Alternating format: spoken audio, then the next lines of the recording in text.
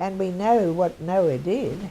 He preached grace for 120 years. While he was building the ark, he preached grace. Now in Ezekiel chapter 14, he prophesied about the captivity that would occur to Judah.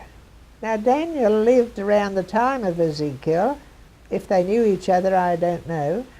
Possibly, because Ezekiel spoke to the captives of Judah, and Daniel was a captive, but Daniel was in the palace of Nebuchadnezzar.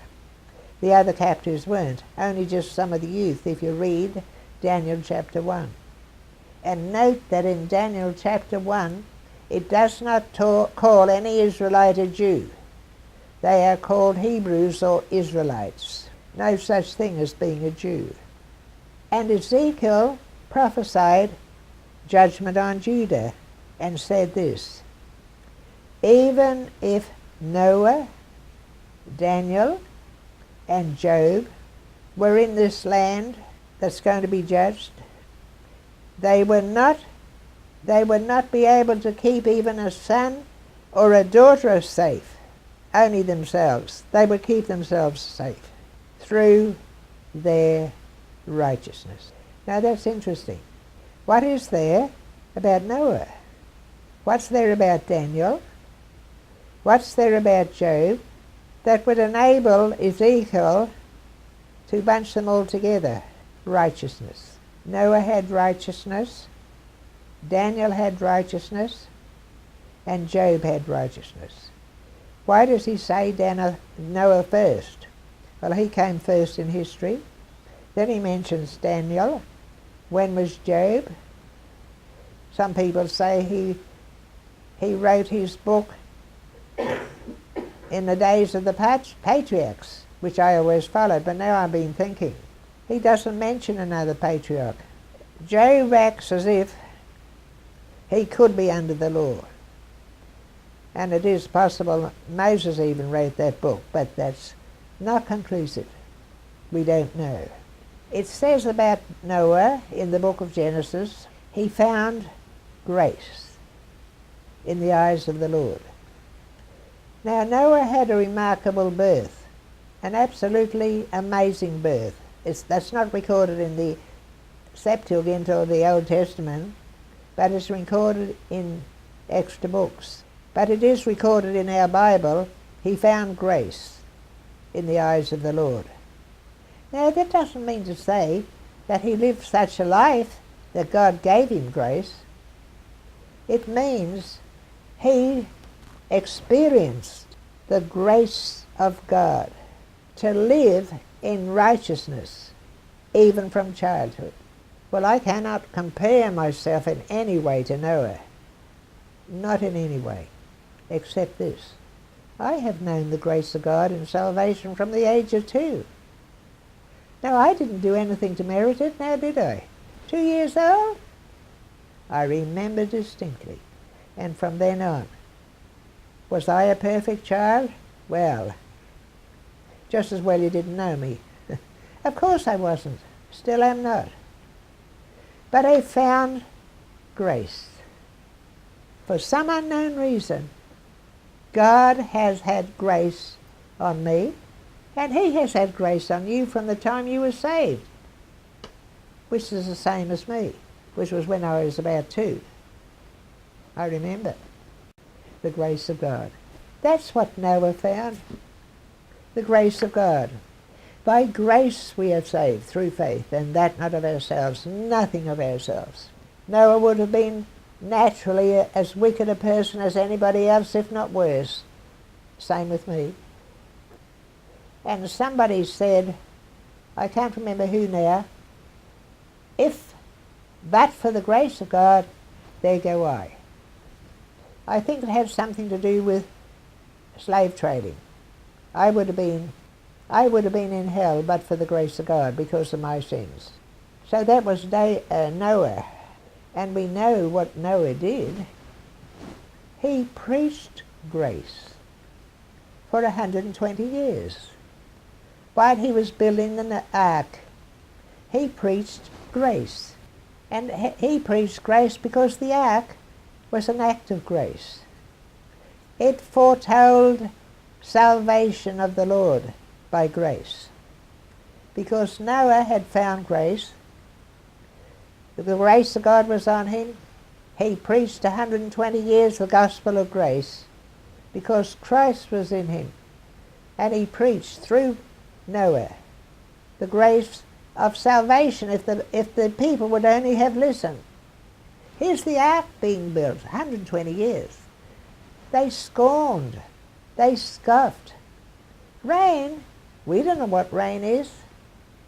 And my husband was just saying this morning how wonderful rain is. The way it just falls. The way it just falls all over the place. Down, down, down, down, down. And just doesn't come down in a funnel. In a pipe, as it were. It's spread out. Well, of course, the answer to that is, well, God did it. How can you believe in evolution?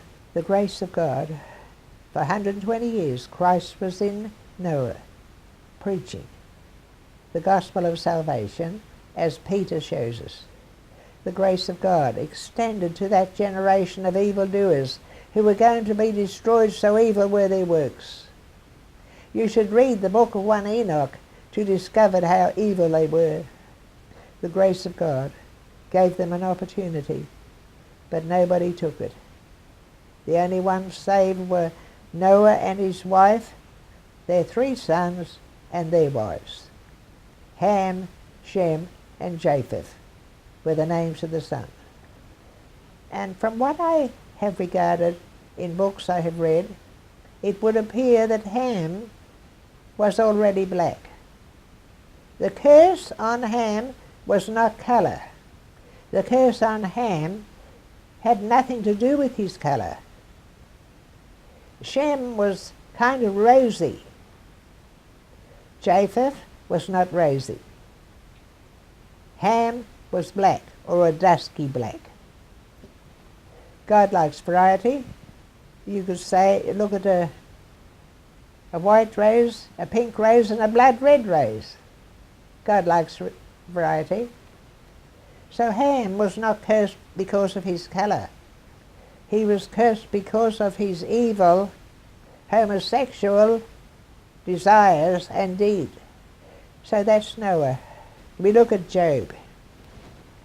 James says in the King James Version, look at the patience of Job, his endurance. He endured what he suffered. He endured it enough to be blessed because he knew blessing would come. He suffered a lot if you've read the book of Job.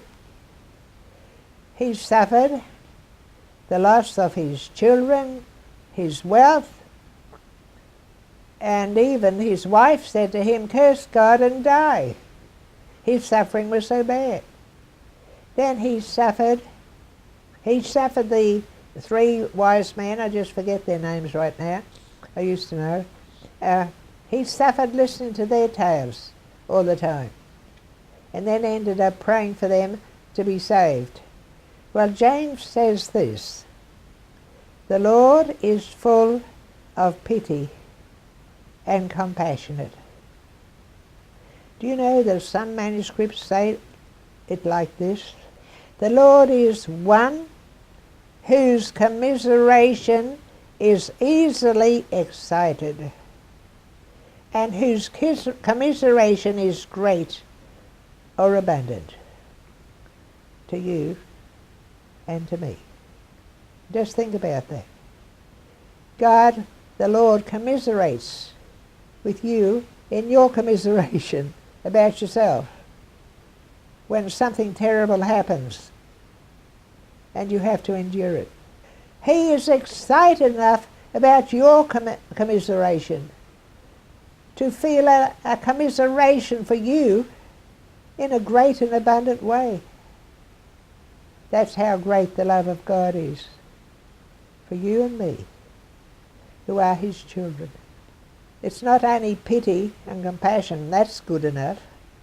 It's greater. He actually feels for us. He actually commiserates. Oh, look what they're going through, kind of thing. Oh, I feel for them. I give them grace. I have mercy on them. I will do good for them in the end. That's what God thinks in a simple way that I have explained. How wonderful. God, the Lord, commiserates with you in your commiseration about yourself when something terrible happens and you have to endure it.